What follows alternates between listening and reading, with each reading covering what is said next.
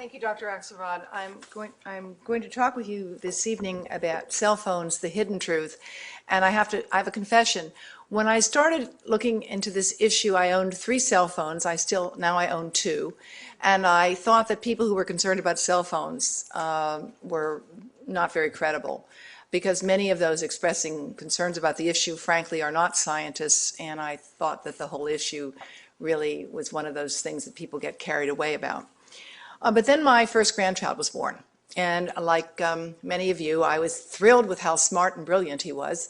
And at age 8 months, he was fascinated with cell phones. And I thought it was really great that he could push numbers or buttons and get the phone to do things, and I thought, this is such an intelligent child.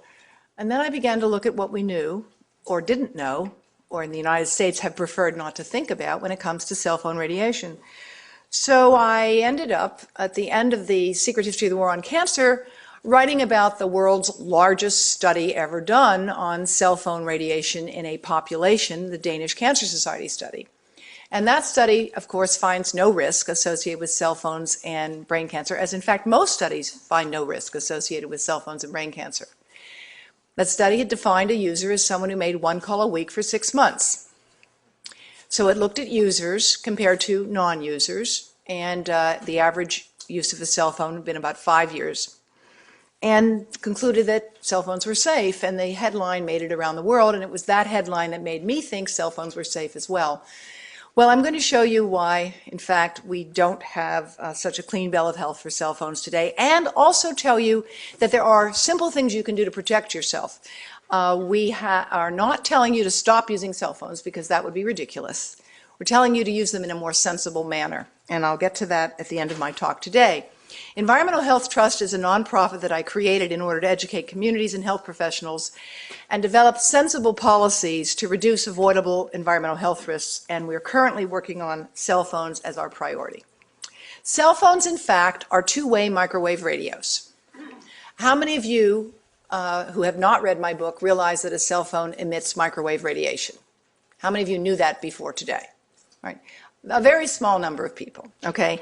In fact, the cell phone and the microwave oven operate at very similar frequencies. Now, the difference is that a microwave oven uses 1,000 of watts of power and can boil a cup of water in 1 or 2 minutes. A cell phone uses less than 1 watt of power and is far too weak to cause the movement of molecules to resonate to boil water. But we're using cell phones at the same frequency as a microwave oven for thousands of minutes a month, and unfortunately thousands of hours a lifetime. And although the cell phone signal is too weak to cause anything like the ionizing damage that we get here from X-rays, it turns out that cell phone radiation does have biological effects, contrary to the assumptions that guide much regulatory policies on cell phones today. Evidence for developing disease treatments, such as those given at this wonderful hospital, are based on animal studies, toxicology, and human studies. We look at animals, we study how they respond to things, such as a deficiency of vitamin D, and we see what can happen if we give them more vitamin D with respect to controlled studies that tell us, well, it looks like vitamin D is an important determinant of health, which indeed it is. We then do trials in humans or observations in humans, depending on the circumstances, and we conclude, as recently we have with respect to vitamin D, that there are some real benefits to be obtained from ensuring that people get adequate amounts of vitamin D, among other nutrients. So that's how we develop disease treatments. But when it comes to identifying the causes of disease, we take that same evidence, namely toxicology and human studies, and the debate has often been turned on its head. The debate is usually framed, do we have statistically significant proof of damage to humans yet? And if we do, then we conclude that there is a harmful relationship. Well, unfortunately, epidemiology, as a study of patterns of disease in time and space, is suited to telling you about the past, not the future. That's our dilemma. Epidemiologists look at populations that have been exposed, or case control designs, telling you about past exposures and current disease state for the most part. I will explain why, of course, we can't rely on epidemiology when it comes to cell phone policy. given the fact that we have 100% saturation at this point.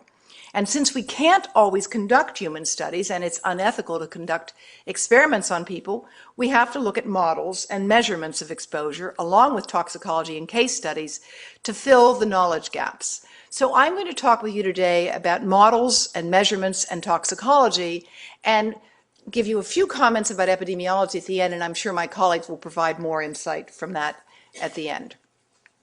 Let's just look at the models we have of the brain. These images are taken from work originally done for the cell phone industry by Professor Om Gandhi, with whom I am now collaborating to develop further refined models of brain absorption of microwave radiation from cell phones. Now, you can't see here very clearly, but this is the head of a 5-year-old, and the cell phone radiation pretty much gets about 3/4 of the way through the brain of a 5-year-old. This is the brain of a 10-year-old, and this is that of an adult. Now, actually, this isn't an ordinary adult. This is an adult that goes by the name of SAM. SAM stands for Standard Anthropomorphic Mannequin. And Sam was about 6'2", weighed about 220 pounds, and had an 11 to 12 pound head. I think there may be 1 or 2 people in this room with a head of that size, but the majority of you is much smaller than Sam. This is why, by the way, the Indian government has recently reissued its recommendations about cell phone radiation as well, recognizing that most Indians in India have much smaller heads and therefore will tend to absorb much more radiation than the standards have been set for. Now, these standards were developed by Professor Gandhi, who, as a service to the industry in the 1990s, evaluated phones. That was what his laboratory did. He was the chairman of the Department of Electrical Engineering at the University of Utah, and they developed the models for testing exposure to cell phone radiation. He has parted ways with the cell phone industry because since the late 1990s, he's issued a series of papers, most recently some of which I've written with him, in which he says, look, we know cell phone radiation gets more deeply into the brain of children. It's foolish not to come up with protective policies that recognize that we need to protect children's brains because their exposures will be greater over a longer period of time, and we do not know what the consequences of that will be. This is Sam in a different cross-sectional picture, and these data were provided recently by the Cell Phone Industries Institute in Switzerland, Niels Kuster and his team. And what this shows you is that the estimated absorption of the cell phone into the brain of Sam, and you can see here this big sort of bowling ball size head, as opposed to, again, this younger child. And interestingly, these tests are conducted with a 10 millimeter or 15 millimeter spacer. Every millimeter away from the brain reduces the exposure to microwave radiation by 15%, right? So this spacer actually will substantially reduce the estimate of radiation. But the most important thing here to realize is that there's larger areas of exposure and greater average exposure into the young versus this big, heavy-set guy. Now, I'm going to talk to you now about some of the toxicology. The blood-brain barrier is a very interesting phenomenon that's been well studied for almost half a century now. The original work was done in Russia and subsequently then in the Office of Naval Research, and I talk about this in my book, Disconnect, where a curious researcher decided to inject animals with a fluorescent dye and noted that if you sacrifice the animal after the injection of dye, the animal's brain did not turn colors, but the rest of the body did. This was evidence that the brain has a protective barrier that shields it from absorbing things from the bloodstream. Then in the early 1960s, Alan Frey, working for the Office of Naval Research, got the idea to study pulsed digital signals from microwave. Remember, this is before cell phones ever existed. His research showed that if you exposed an animal after injecting the dye, exposed the animal to a pulsed digital signal microwave, that the animal's brain turned a fluorescent color. The year after he did that research, he was visited by his supervisor in his annual review, and he was told, you know, this is really interesting research, and if you want to continue working here, you're going to stop it. And he did, until releasing his data and files to me when I was preparing my book. Because later on, other researchers, who I'm going to show you here in Greece, have done other work on the blood-brain barrier. And not only have they worked on the blood-brain barrier, and I'll show you this in a moment, but they've also done work on memory and learning deficits and cranial and postcranial skeletal variations. I'm just going to concentrate right here on, you can see this nice, healthy, intact cell, and this is one that has been exposed to a pulsed digital signal like those from a cell phone. And this is a model. Again, these are data developed by Greek researchers with whom I'm going to be meeting in Istanbul in late May. And they have shown that you can disrupt the blood-brain barrier significantly with exposure to cell phone-like radiation. And this is 900 megahertz and 1800 megahertz. And the disruption is basically about twofold. Now, why is that important? Well, the brain needs protection. We don't want the brain to be absorbing more pollutants. So think about this in terms of your own exposures living in the modern world. You can't avoid toxic pollutants. It's part of the price of society, of success, so to speak. But if you're constantly being exposed for hours a day to this kind of exposure, you may be uptaking more pollutants. Interestingly, the work was originally done by a neurosurgeon, Leif Salford, at Lund. And his work was directed to the following problem. He was trying to treat people with brain cancer. He wanted to be able to deliver chemotherapy agents into the brain, and because the brain naturally does not take things into it, he was having difficulty, and he hit upon the idea of using a pulsed digital signal to enhance uptake into the brain. It worked. It works as a way to enhance uptake of chemotherapy agents into the brain. Well, if it enhances the intake of chemotherapy agents, it also is going to enhance the intake of other agents. Other studies have been done with pregnant animals, and this is again from the Wheeler group, and this has been published in the peer-reviewed literature. Several different publications have shown effects of 1800 megahertz, which is the 2G signals, on DNA damage and lipid damage in both pregnant and non-pregnant rabbits. And basically, you can show increased DNA damage in adult rabbit brain after 15 minutes a day for 7 days. 15 minutes a day for 7 days. These effects here, you can see the control and the exposed in the different groups.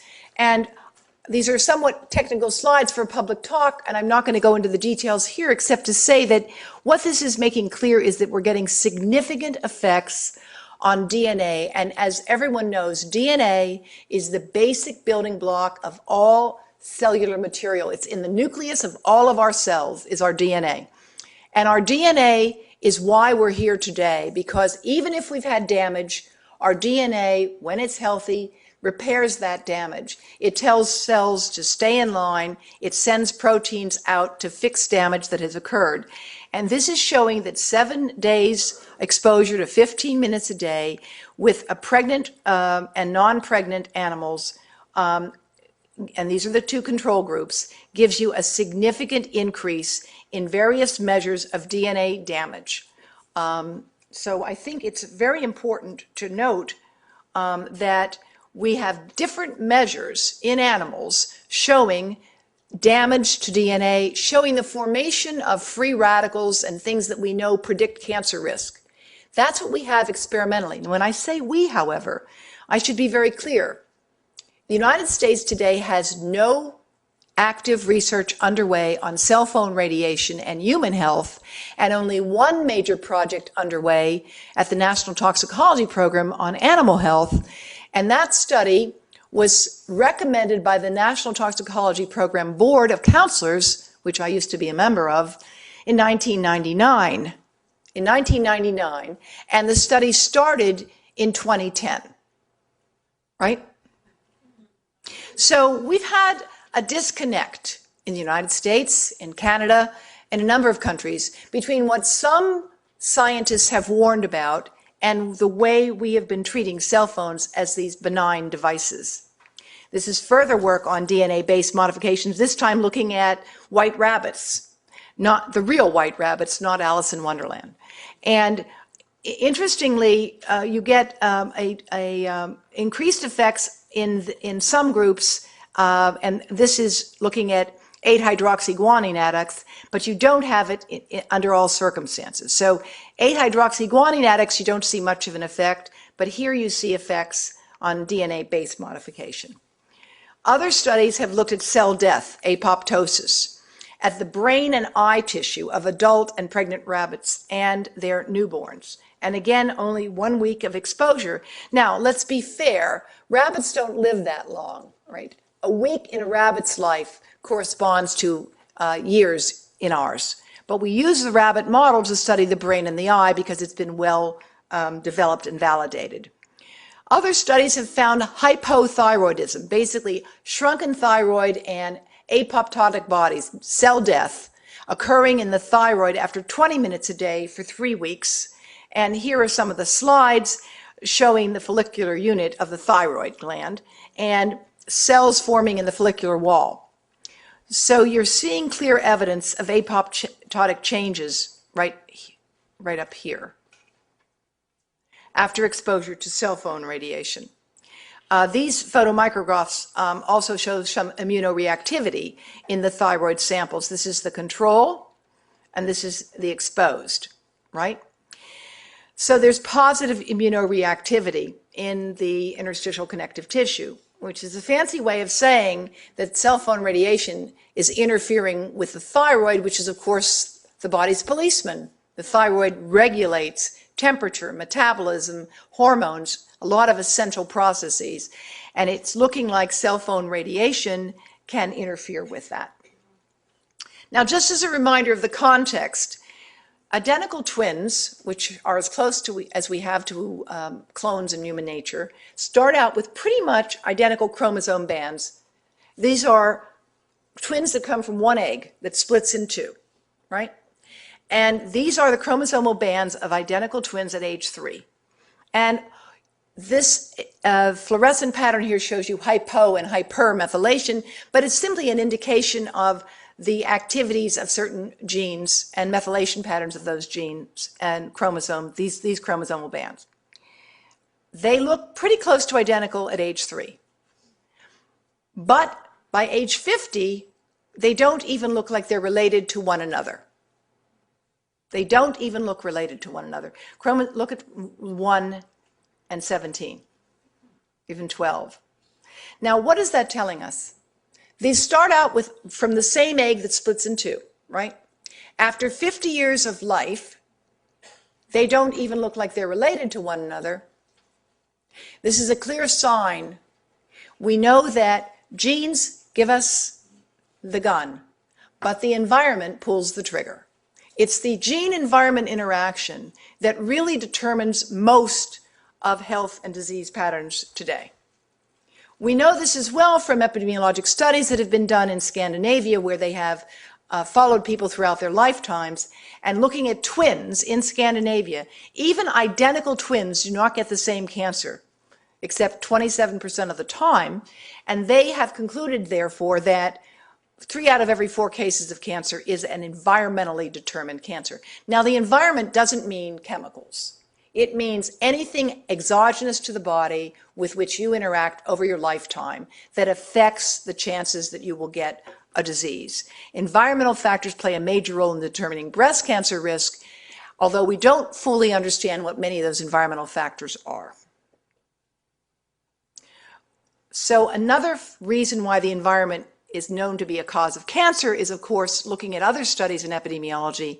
We know that children who are adopted, again from studies in Scandinavia, develop the risk of their adopted family in which they grow up, and not that of the family into which they were born, from following registries of people. We also know, again, the identical twins do not get the same cancer, and that people who move from Asia to Finland, or from Mexico to the United States, or Asia to the United States tend to develop the cancer risk of their new countries, we also know that workers with certain occupational exposures have higher rates than those without those exposures, again, all pointing to the importance of environmental factors broadly conceived. Patterns are unexplained. Well, now I want to show you an unusual new risk factor that we need to pay attention to. Now, risk factors, like all things in epidemiology, are identified after the fact. So I'm showing you a potential risk factor, not one that's been confirmed. But I'm showing it to you because I'm working now with some breast surgeons around the world to promote awareness of this potential hazard and to prevent it. How many of you know or have seen young women with their cell phones in their bras?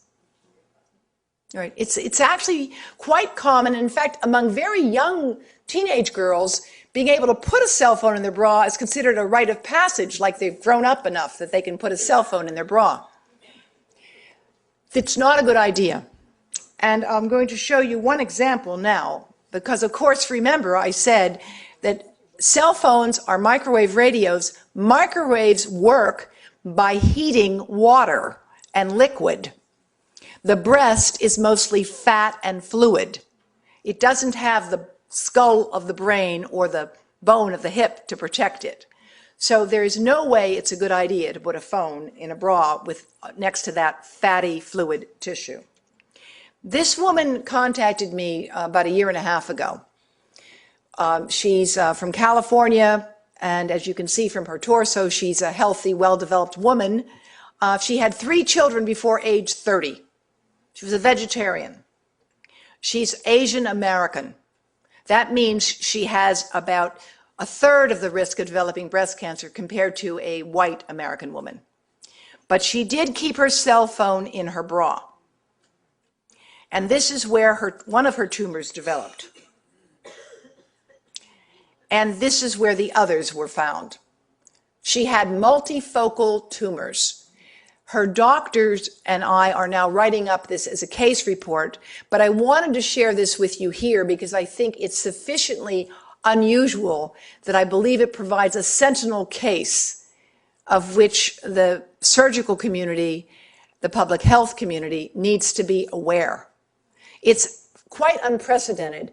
The normal site for breast tumors, Dr. Axelrod, is where? The typical site. Upper outer quadrant. That means, here or here. This is the upper inner quadrant.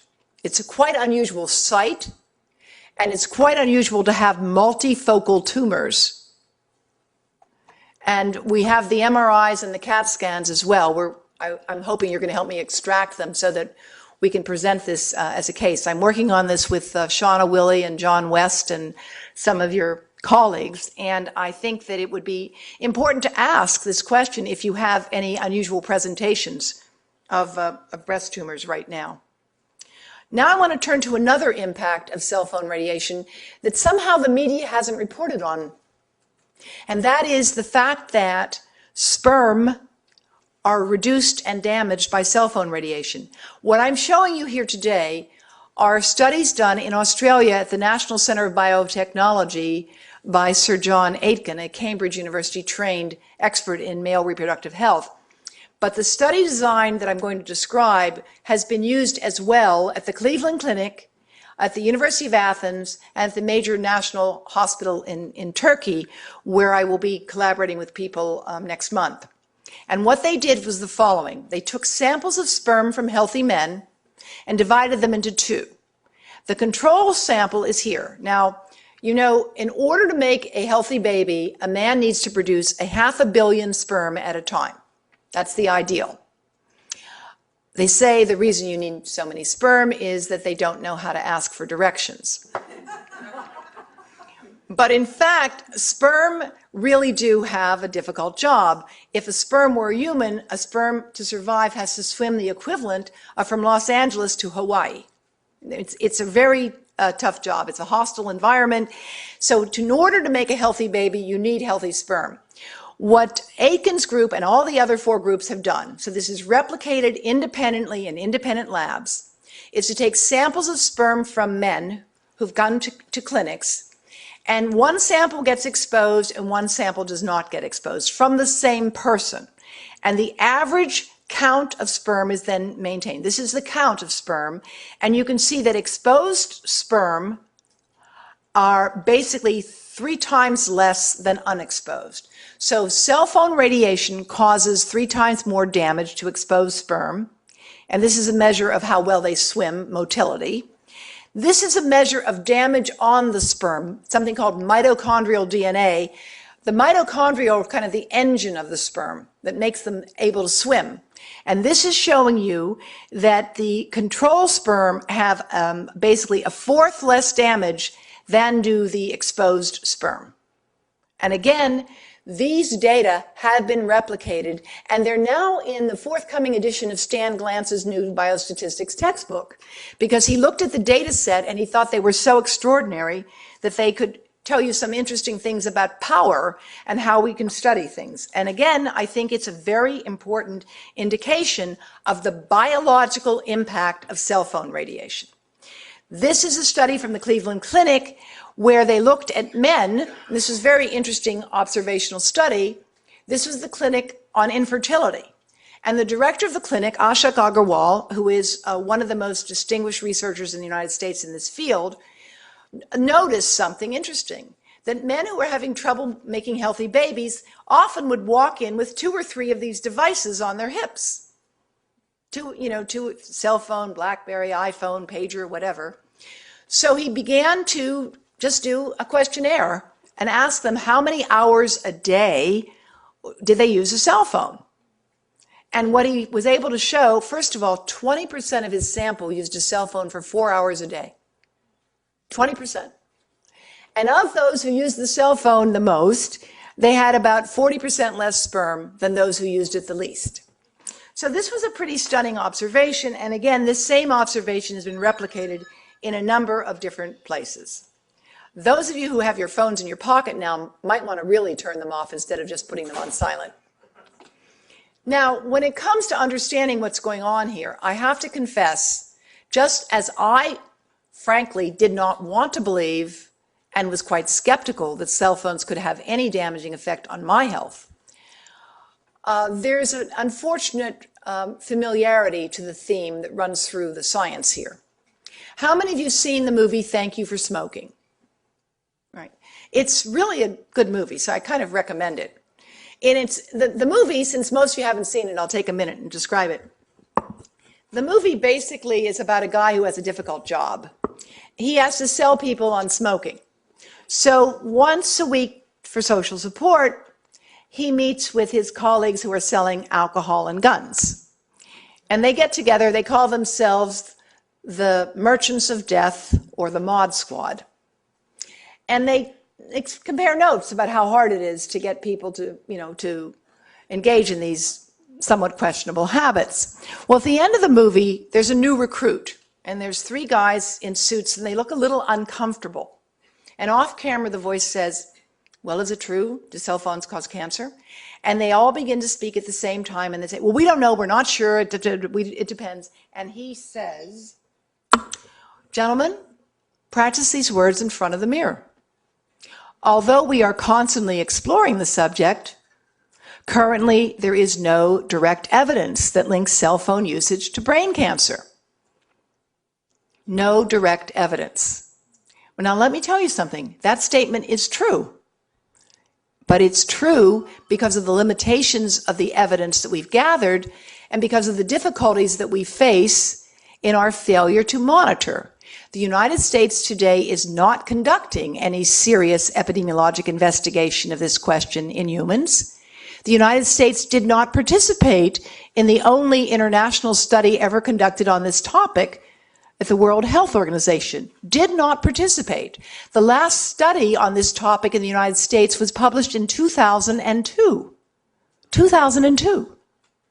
There is no active research program underway on this question at all. The presumption has been it's impossible. It's physically impossible because, after all, everyone knows cell phone radiation cannot have any biological effect. Well, I believed that also, but I don't any longer. Let's talk a little bit about the epidemiology, and then we'll turn it over to my colleagues. When the atom bombs fell at the end of World War II, the sickest and most exposed people died right away, and there was no increase in brain tumors in survivors. Now, the atom bomb was a massive release of ionizing radiation, not non-ionizing radiation, but there was no increase in brain cancers associated with it until 40 years later. It took 40 years until the general population of survivors from Hiroshima and Nagasaki were able to show any increase in brain cancer. So the fact that we do not have a general increase in brain cancer at this time, and we do not, is to be expected, given that the increase in use in cell phone radiation is really recent in almost all countries. Most epidemiologic studies of cell phones do not increase brain cancer. There's no evidence in most studies of any increased risk, except after 10 years of heavy use. And my postdoc and I did studies on acoustic neuroma. There have been other investigations as well, but it takes 10 years in case control design for you to see any increase in risk. Now, I want to show you a very unusual tumor. Any docs here ever seen a malignant parotid gland tumor? It's very rare and typically occurs in people who've chewed tobacco. It's a tumor that occurs right here, right where cell phones are. And we are seeing an increase in this tumor in young people. I'm writing up a case report of a young woman in Idaho who slept with her phone and was on it for 6 to 8 hours a day when her husband was in Iraq for 4 tours of duty, and started using her cell phone at age 17 and developed a malignant parotid gland tumor at age 24. The Israeli Dental Association has issued a warning because 1 in every 5 of this rare malignant tumors is now occurring in Israel in someone under the age of 20.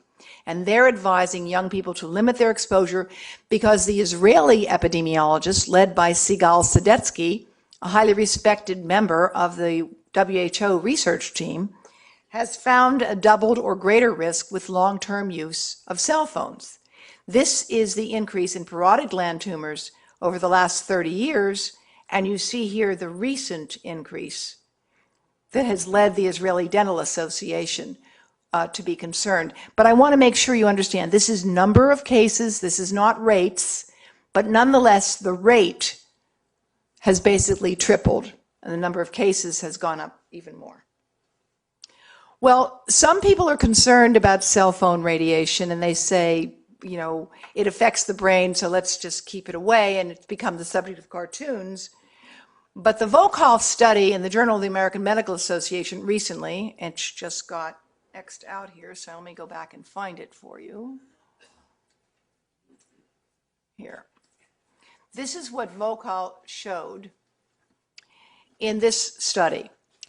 They got IRB approval to do PET scans on healthy people, which I thought was kind of interesting. And a PET scan involves a massive amount of radiation in order to image what's going on inside the brain, and you can see metabolically what's going on. And they injected these people with a dye that would show you where the glucose patterns were most pronounced.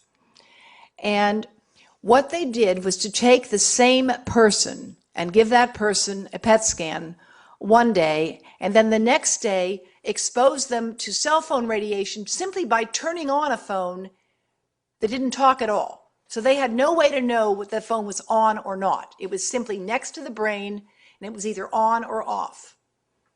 And what they showed was a significant increase in glucose metabolism after just 50 minutes of having the phone next to the brain. 50 minutes significantly alters glucose metabolism. Well, your glucose metabolism is being altered right now if you're not asleep and you're listening to me, because you need glucose for the brain to work. It's the brain's fuel. The question is, what is the consequence over many years of having elevated glucose because you're holding a cell phone next to your head. And what is the consequence for our children and my grandchildren of that kind of exposure? Now, Dr. Volkoff herself is the director of the National Institute of Drug Abuse. And she has issued advice that it's prudent to take precautions now because her work clearly shows that, contrary to the assumptions that guide all public policies on cell phones today, cell phone radiation clearly has a significant biological effect. The question is, what does it mean? I mean, after all, we need glucose in the brain, but too much glucose is associated with infections in diabetics and as well as a whole host of other issues. Finnish authorities, looking at other evidence over a period of years, have issued these advisories: that people should text rather than call, they should use hands-free devices, they should keep phones away from the body. And that advice is what the cell phone industry says. How many of you know that the BlackBerry comes with a warning that tells you how safely to hold it? 2 people in this room. Okay. Well, I will show you those in a moment. This is what Lyon posted on its bulletin public billboards in 2008. Le portable avant 12 ans, c'est non. Portable phone before age 12, no way. And that advice has been echoed by a number of other nations as well. The French government has issued these restrictions so that it is illegal to design or market a cell phone for a young child in France. While we are expanding that marketing right now, how many of you know infants that are given phones to play with? Real phones. And you can download apps of white noise for babies to fall asleep to the sound of waves and trees, and even apps for babies to learn, or children to learn, how to draw. Now, I actually don't think those are all bad, providing you disconnect from the wireless. If you want to give your child an electronic toy, that's up to you. But don't give them a phone that's connected to the wireless to play with. That's, I think, not a good idea. And that advice is advice that Environmental Health Trust gives, the Finnish, the French, and the Israeli governments give as well. President Bush's Cancer Panel in 2010 issued this report that long-term monitoring and quantification of electromagnetic energy exposures to cell phones and wireless technologies are urgently needed. And yet we are not carrying out such monitoring now. But I'm delighted to see some colleagues here from epidemiology at this institution, and I'm hoping that we may be able to come up with some studies that can be done, because there's really clearly a need for such studies to be developed. How to protect your family. This is the advice that you can find in some of the handouts that have been copied, and I want to thank Danielle and the staff at NYU for making them available. Use a speakerphone, use an earpiece, do not keep the phone on the body. Avoid using it in areas where the signal's weak. You know what happens when your phone signal is weak? You run out of battery power, right? The reason you run out of battery power is because the phone is trying to get the signal from the tower. It's using more energy, and half of the energy from the phone will get into your brain or body if it's held right next to your brain or body. That's why you only want to use it in areas of weak signals if it's a true emergency. And of course, limit children's use of phones. These precautions can also be found on the FCC and FDA and ACS websites, but they say there's really no reason to take precautions. But if you want to reduce your exposure, here's how you can do it.